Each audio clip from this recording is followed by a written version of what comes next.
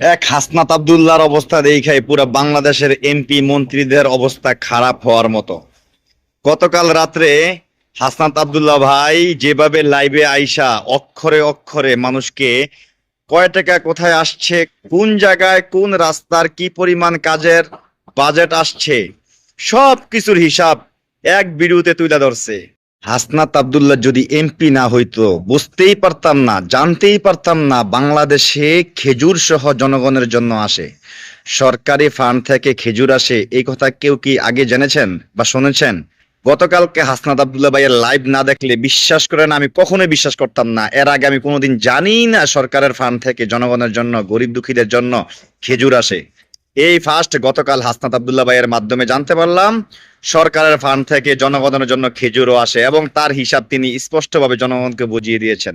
দেবিদ্বার এরিয়ার মধ্যে কয়টা ইউনিয়ন, কোন ইউনিয়নের কাজ কার এবং কার কি দায়িত্ব, কে কতটুকু করলো না করলো, সব হিসাব কিতাব হাসনাত ভাই ঠিক বুঝে নেবে। এরকম এমপি বাংলাদেশের আর 299 আসনে কেন দেখতে পাচ্ছি না? আমরা চাই হাসনাত আব্দুল্লাহর মতো প্রত্যেকটা জায়গায় জায়গায় এরকম জনগণকে হিসাব দিতে হবে। জনগণের টাকা মেরে খাওয়ার দিন শেষ। হাসনাত আব্দুল্লাহ ভাই যেভাবে মানুষকে তার দায়িত্ব বুঝিয়ে দিচ্ছে, সে যেভাবে মানুষকে অনলাইনের মাধ্যমে ডাইরেক্ট লাইভে আইসা মানুষকে হিসাব দিচ্ছে, ঠিক এমনি ভাবে প্রত্যেকটা এমপি মন্ত্রীদের হিসাব জনগণ চাবে কিছুদিনের মধ্যে ইনশাল্লাহ।